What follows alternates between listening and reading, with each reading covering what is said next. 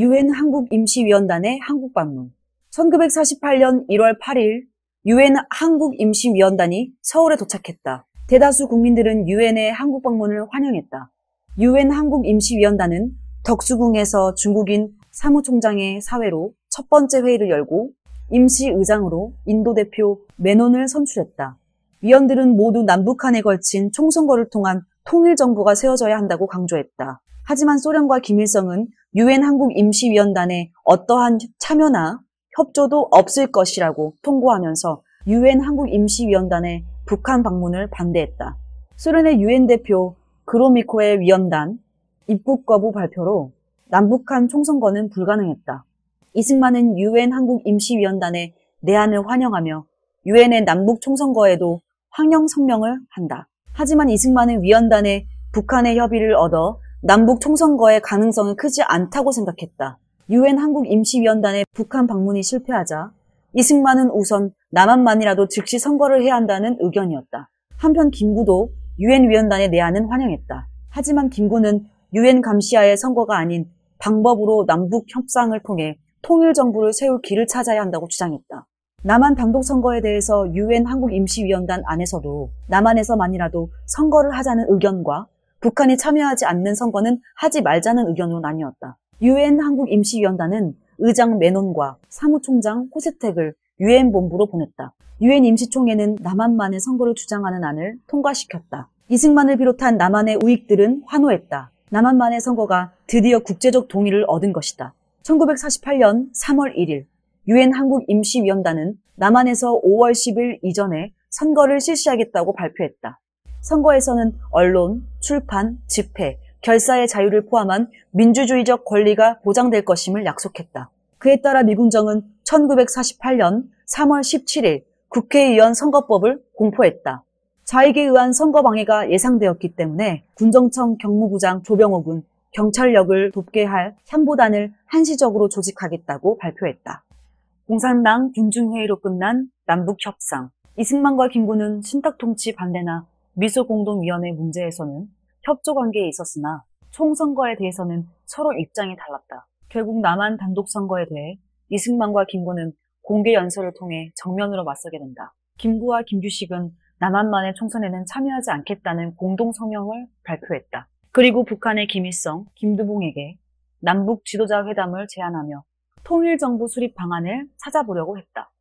처음 북한은 김구와 김규식의 제안을 무시했지만 소련의 조언으로 북한이 남북회담에 호응하는 것이 전략상 유리하다고 판단하여 회담은 북쪽이 먼저 제의하고 남쪽이 받아들이는 형식으로 좌익 세력들을 초청했다. 이승만은 남북협상과의 행동을 강력히 비판했다. 1948년 4월 2일의 성명에서 이승만은 남북회담은 한반도 전체를 공산화하기 위해서 시간을 끌려는 소련의 음모이므로 그것에 호응하는 것은 소련을 돕는 것이라고 비난했다. 당시의 국제정세에 비추어 볼 때 이 같은 우익들의 주장에는 상당한 근거가 있었다. 그때 동유럽과 중국의 경우 공산당과 합작하면 결국 공산화되고 만다는 교훈을 주고 있었던 것이다. 남한 측 인사들이 모두 평양에 도착하자 김구는 우리끼리 단결하여 우리의 독립 문제를 완성하자는 요지의 성명서를 발표했다. 그러나 이는 북한이 개최한 남북 지도자 연석회의는 소련 공산당이 만든 각본에 따른 것이었다. 모란봉 극장에서 열린 전 조선제 정당사회 단체 대표자 연석회의는 545명이 참석한 거대한 군중 집회였다. 회의장은 김일성에 대한 찬양과 이른바 민주개혁에 대한 찬양의 분위기로 가득했다. 그것은 김구와 김규식이 제안한 남북회담과는 너무나 거리가 멀었다. 또 모든 회의가 공식적으로 4월 26일에 끝나자 남한에서 간 참석자들은 회의가 남북협상이 아닌 공산당 군중대회로 끝난 것에 대해 불만이었다. 그러다 소련군 측은 1948년 4월 27일에 15인 회담으로 불리는 남북 지도자 협의회를 열게 해주었다. 5월 6일 서울에서 김구와 김규식은 남북 협상에 관한 공동성명을 발표했다. 두 김씨는 북한이 단독정부를 절대로 수립하지 않겠다고 약속했다는 것, 그리고 전기도 끊지 않고 저수지 물도 보내겠다는 것을 약속했다고 말했다. 그리고 이번 회의를 통해 우리 민족끼리는 무슨 문제든지 협조할 수 있다는 것을 체험으로 증명했다고 말했다. 그러나 그것은 북한의 속임수를 간파하지 못한 발언이었다. 남북 연석회의와 김구, 김규식에 관한 이야기는 5월 10일에 실시될 총선거의 열기로 잠시 잊히고 말았다. 최초의 민주선거 50총선과 재헌국회 개헌. 1948년 5월 10일 총선거 투표는 우려했던 것과는 달리 비교적 평온하게 치러졌다. 투표일을 앞두고 모든 자익단체들은 총선 파탄 투쟁을 위한 총동원령이 내렸고, 남조선 단선 단정 반대 투쟁 총파업위원회는 총파업을 선언했다. 또 제주에는 좌익 세력들이 대한민국의 건국을 부정하며 폭동을 일으킨 제주 4.3 사건이 일어났다. 그러나 투표일 당일에는 유권자들의 높은 투표열기에 압도되어 좌익 세력의 투쟁은 큰 위력을 못 얻었다. 50선거를 감시하기 위해 유엔 한국임시위원단 관계자들이 전국에 흩어져 참관했다. 외국 기자들도 지켜보았다. 남로당의 방해로 투표를 제대로 못한 제주도의 2개 선거구를 제외하고는 전국의 198개 선거구에서 선거를 무사히 치렀다. 이승만은 동대문구 갑구에서 당선되었다. 그러나 우익은 압도적 승리를 얻지 못했다. 198명의 당선자 가운데서 우익은 독촉 국민의 55명, 한민당 29명, 대동청년단 12명, 총 96명뿐이었다. 김구와 김규식의 남북협상과는 공식적으로 선거에 참가하지 않았지만 개별적으로 많이 입 후보에 적지 않게 당선되었다. 우익 진영 입 후보자들의 치열한 경쟁으로 얻은 어부질이었다. 50선거가 끝나자 5월 14일 북한은 남한에 대한 전기 공급과 연백 평야에 대한 물 공급도 끊었다. 평양회의에서 김구와 김규식에게 했던 약속을 어긴 것이다. 1948년 5월 31일에 국회가 문을 열었다. 최고령자라는 이유로 임시의장으로 선출된 이승만은 독립을 찾는 것이 하나님의 힘이라고 말했다. 그리고 북한에서 월남에 국회의원에 당선된 이윤영 목사에게 개원식 기도를 부탁했다. 이어 전부의장 선거에서 이승만은 압도적 지지로 국회의장에 선출되었다. 부의장에는 신익희와 김동성이 선출되었다. 국회의장에 선출된 이승만은 이 국회가 1919년 3.1운동 직후에 서울에서 세워진 한성 임시정부의 법통을 계승한 것이라고 강조했다.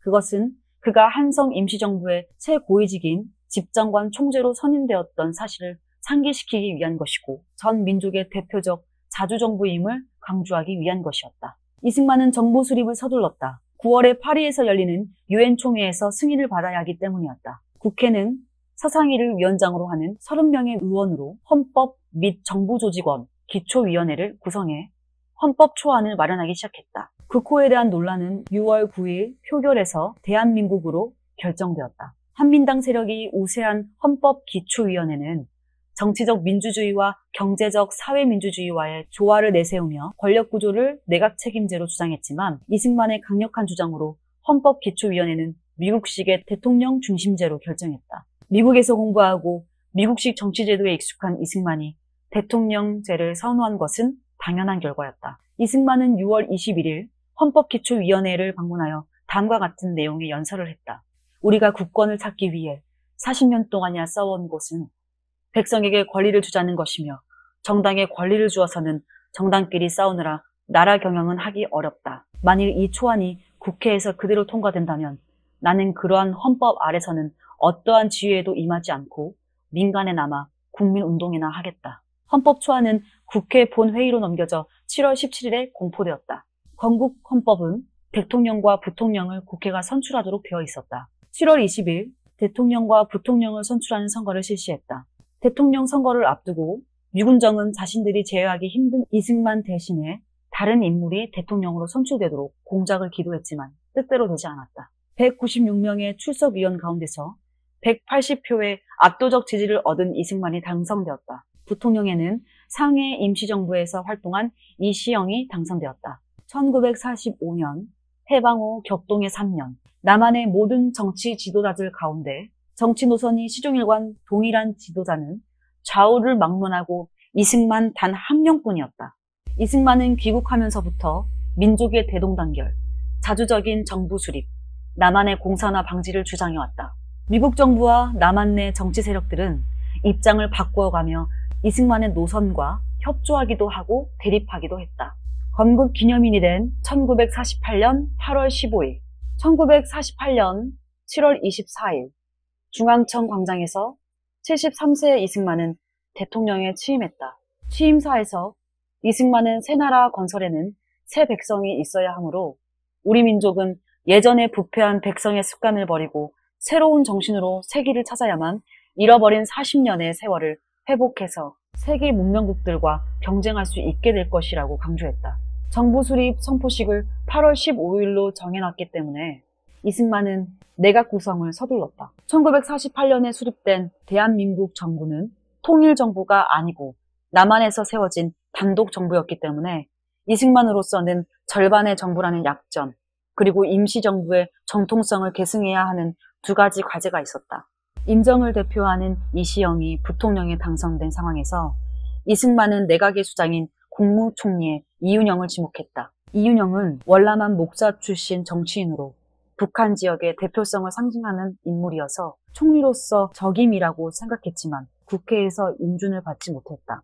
이승만은 광복군 출신이며 청산리 전투의 지휘자였던 이범석을 다시 추천했다. 그는 정치적 영향력은 크지 않았지만 국민들의 신망을 받고 있었다. 국회는 1948년 8월 2일 이범석을 총리로 인준했다. 이후 법무의 이인, 재무의 김도연, 농림의 조봉암, 교통의 민희식 등을 시작으로 윤치영, 장택상, 임영신, 안호상 등의 내각 명단이 발표되었다. 내각 발표와 함께 곳곳에서 비판이 터져나왔다. 이승만의 대통령 당선에 큰 역할을 한 한민당의 반발이 컸다. 재헌헌법 제정 과정에서 내각 책임제를 양보하고 대통령제를 받아들인 한민당은 총리에 김성수를 추천하고 내각에 당내 인사를 입각시켜 내각 책임제에 버금가는 조직이 되길 바라고 있었다. 하지만 초대 내각에는 사실상 한민당이 배제된 내각 인선이었다. 이승만은 해방정국에서 지원과 협조를 해오던 한민당과 거리를 두기 시작했다. 또한 농지개혁을 통해 지주들의 힘을 약화시켰다. 또한 대통령 이승만의 정부 수립 선포와 함께 대한민국 정부가 공식 출범했다. 그것은 왕정이 끝나고 민주공화정이 시작되는 역사적인 순간이기도 했다. 해방 이후 만 3년, 좌우익의 갈등과 혼란을 넘어 외세 통치의 역사에 종지부를 찍고 드디어 국권을 되찾게 되었다.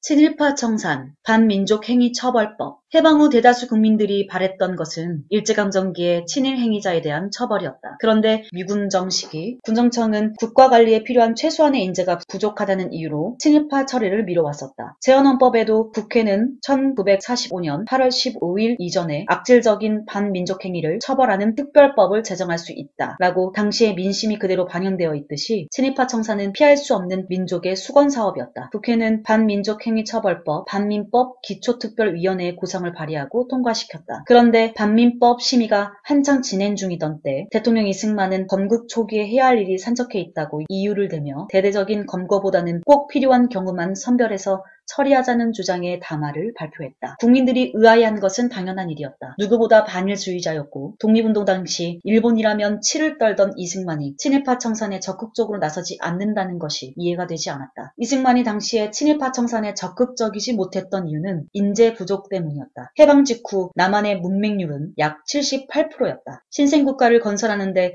할 일은 많고 인재는 더 많이 필요했다. 그래서 이승만은 친일파 처벌에 대해 신중하자는 입장을 표명해왔다. 또 일본에게 식민 지배를 당한 것이 나라를 잘못 다스린 임금과 조정의 잘못이라고 생각했다. 나라가 망해 백성들이 다른 나라의 총칼 아래 놓였는데 누구라도 약해질 수밖에 없고 적극적으로 일제에 저항하지 않았다고, 일제 요구에 일부 협조를 했다고 해서 무조건 죄를 묻는 것은 옳지 않다고 보았다. 어쩔 수 없는 백성들의 사정을 감안해야 한다는 것이었다. 그리고 국가 발전을 지향하기보다 계급 간의 투쟁과 갈등을 야기하는 공산주의를 청산하는 것이 국익을 최우선으로 하는 대통령으로서 더 시급한 당면 과제였다. 따라서 좌익 세력, 척결 및 공산주의 청산이라는 과제는 정부 수립 이후에도 마찬가지로 최우선 과제가 되었다. 하지만 국민 정서상 친일파 처벌을 이승만의 바람처럼 그대로 넘길 수는 없었다.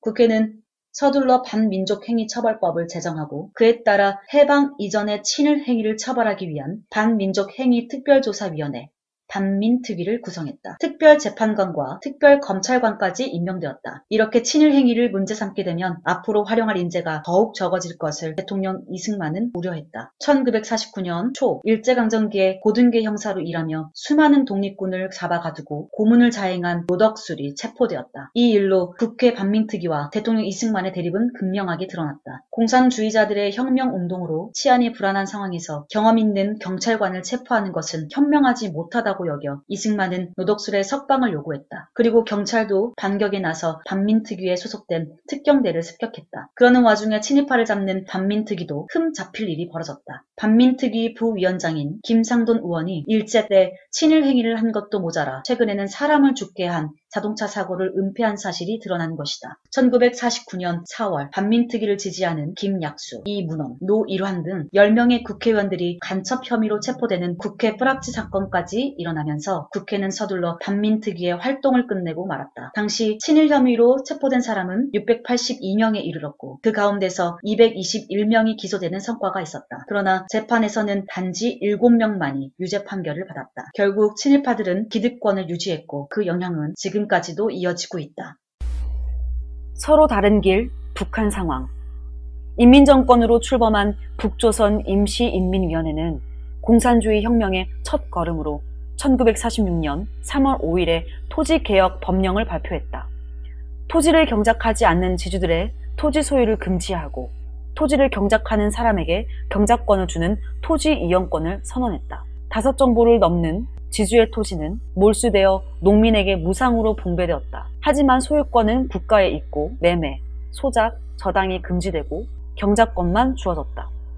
토지개혁이라는 이름으로 진행된 사회혁명은 불과 26일 만에 끝이 났다. 하지만 토지개혁에 따른 부작용은 심각했다. 하루아침에 땅을 빼앗긴 농민들 가운데 자살하는 사람들도 있었고 공산당 건물에 수류탄을 던지거나 소련군 막사를 공격하기도 했다. 이러한 반발은 지주들이 많은 황해도와 평안도의 평야지역에서 심했다. 토지개혁은 북한 사회의 기성 엘리트층을 급격히 감소시키는 결과를 가져왔다. 1946년 9월에 김일성 종합대학과 7개의 전문학교를 설립했을 때 이공계와 기술계 지원자들이 절대적으로 부족했고 교수진도 부족했다. 공산혁명에 따른 인재 희생은 길게 보아 북한 사회의 발전을 가로막는 요인이 되었다. 다른 한편에서 토지개혁은 빈농과 고농들의 공산정권에 대한 지지를 끌어냈지만 수확량의 25%를 농업 현물세로 국가에 바치게 했다. 이것마저도 실제로 60에서 70%를 넘는 경우가 많았다. 또한 북조선인민위원회는 산업, 교통, 운수, 채신, 은행 등을 국유화하는 법령을 제정했다. 산업 국유화로 1,000개가 넘는 산업체가 몰수되어 국유화되었다. 국유화한다는 것은 그것을 수행할 정부가 이미 북한에 들어섰다는 점을 증거하고 있다. 북조선 임시인민위원회는 정당과 사회단체들을 하나로 묶어 북민전을 조직하여 좌익 세력들의 결집을 꾀했다. 김일성의 북조선 공산당과 김두봉의 조선신민당을 통합하여 1946년 8월에 북조선 노동당을 결성했다. 1946년 7월에는 초급 간부를 양성하기 위해 평양학원의 군사반을 독립시켜 보안 간부 학교를 세웠다. 8월에는 주민을 통제하기 위해 18세 이상의 남녀에게 공민증을 발급했다. 1947년 12월 1일에는 화폐를 통일할 화폐 교환 사업이 진행되었는데 그 결과 북한은 남한과는 완전히 다른 경제체제를 갖게 되고 그에 따라 남북한 통일정부의 수립은 사실상 불가능하게 되었다. 소련은 북조선인민위원회에 이권을 요구하기도 했는데 그 대표적인 경우가 1947년 3월에 조서 석유 주식회사 창립 협정서의 체결이다. 북한은 소련과 공동으로 원산에서 석유 가공품을 생산하면서 50%의 주식을 소련에 무상으로 주었다. 소련이 북조선의 산업 및 운수기관을 복구하는 데 지출한 비용을 보상해준다는 이유다. 그리고 조소 해운 주식회사 창립에 관한 협정서의 체결에 의해 청진, 나진, 웅기항을 소련에게 30년 동안 임대료 없이 빌려주었다. 1948년 2월 8일 북조선인민위원회는 창립 2주년을 기념하면서 조선인민군의 창설을 발표했다. 북한은 정부 수립에 공식적으로 선포되기도 전에 정규군의 창설을 먼저 발표하는 모순을 드러냈다. 1948년 2월 10일에는 북조선인민회의가 조선민주주의인민공화국 임시헌법 초안을 발표했다. 인민군 창설과 헌법 제정 역시 이미 국가가 세워졌다는 증거 증거라고 볼 수 있다. 김일성 정권이 안정을 찾으면서 주민 통제의 임무는 점차 소련군으로부터 북한 공산주의자들의 손으로 넘어갔다. 그 최초의 주민 통제 기구가 1946년 2월 북조선 임시인민위원회 산하에 설치된 보안국이었다. 북한 헌법은 소련의 사회적 위험 행위와 사회적 방위 처분이란 애매모호한 개념을 도입해 달갑지 않은 국민을 마음대로 처벌했다. 검사와 판사는 인민선거로 뽑히고 참심원들과 함께 인민재판을 했다. 김하식 목사를 중심으로 기독교 자유당을 창당하려고 했던 기독교인들이 1947년 6월에 체포되어 처형되었다. 김기전 중심의 촌도교인들도 공산체제에 맞서려고 했다. 그러나 그들은 청우당 위원장인 김다련의 밀고로 체포되거나 학살되었다. 사회통제에 자신감을 얻은 김일성은 김구, 이승만의 반동들과는 통일전선을 형성하지 않겠다고 공언함으로써 남한과의 모든 타협을 거부했고, 그렇게 북한과 남한은 서로 다른 길을 가게 되었다. 이승만의 농지개혁. 이승만이 공산주의와의 대립에서 가장 큰 성과는 농지개혁이라고 해도 과언이 아니다. 이승만이 대통령이 되고 나서 북한의 토지개혁으로 빈농들의 민심이 동요하고 있었기 때문에 이승만 정부의 가장 시급한 과제는 농지개혁이었다. 인구의 73%가 농민이고 그 가운데 절반이 소작농이었다는 사실을 감안한다면 농지개혁이 이승만 정부에 있어서 얼마나 중요한 과제였는지 알 수 있다. 1949년 6월 농지개혁법이 통과되었다. 하지만 농지개혁법을 실제로 이행하는 데는 어려움이 많이 있었다. 우선 한국민주당을 비롯한 국회의원의 대다수가 쥐주 세력이었기 때문이었고, 저항은 거셌고 6.25 전쟁 3개월 전에 겨우 확정되었다. 농지를 분배받은 농민은 매년 생산의 3분의 1을 토지 대금으로 3년 동안 정부에게 납부해야 했다. 그러면 정부가 그 액수에 해당하는 지가증권을 이전의 지주에게 지급했던 것이다. 남한의 이러한 유상매상, 유상분배, 북한의 무상몰수, 무상분배와는 다르게 진행되었다. 개인의 재산을 정부가 몰수하지 않는 방법을 선택한 것이다. 또한 북한의 경우 농지를 분배한 다음 곧바로 수확량의 25%를 현물세로 납부하는 제도여서 그 농지를 경작하여 이용하는 한 계속해서 현물세를 지급해야 했다. 농가 쪽에서 보면 북한의 토지개혁보다 남한의 농지개혁이 더 매력적인 제도였던 것이다. 농지개혁은 6.25 남침으로 시작한 지 몇 달이 안 돼 중단되었다. 하지만 농지개혁의 심리효과는 아주 컸다. 이승만은 농민들에게 농지개혁이 얼마만큼의 큰 의미가 있는지 설명하고 개혁의 이행을